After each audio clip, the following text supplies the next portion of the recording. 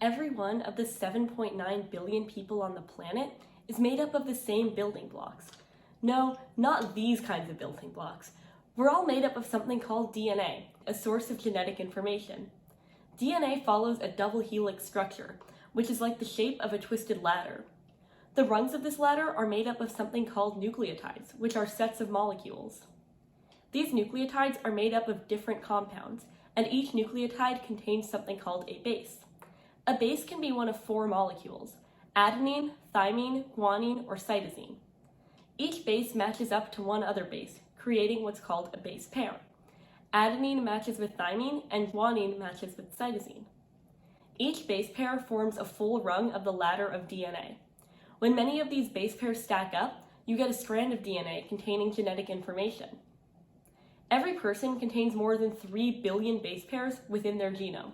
That's 3 billion pieces of information that make you, you.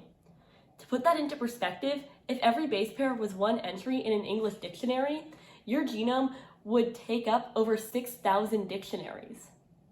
These base pairs contain all of your genetic information, acting like the instruction manual for your survival. Different base pairs found in varying regions of the genome can affect things like eye color, height, and even the likelihood that you will develop a certain disease. Even though we all share some genetic information, there are still many genetic differences between people. When one genome is compared to another, many genetic variants can be identified. There are two major types of genetic variants: single nucleotide variants and structural variants. Single nucleotide variants are changes to a single base pair within your DNA. While some of these variants can cause disease, most do not.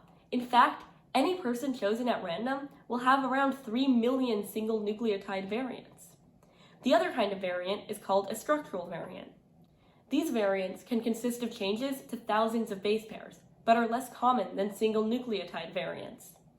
While someone can have millions of single nucleotide variants, an individual is likely to have around only 2,000 structural variants. Structural variants have been linked to numerous traits within people.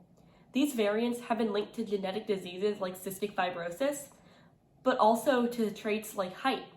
Is that why my twin brother is almost a foot taller than I am?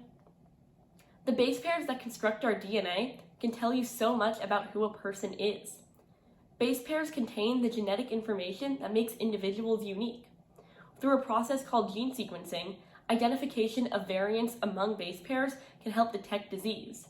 Because of this technology, understanding the different types of genetic variants and what they do can help us better diagnose and treat diseases in the future.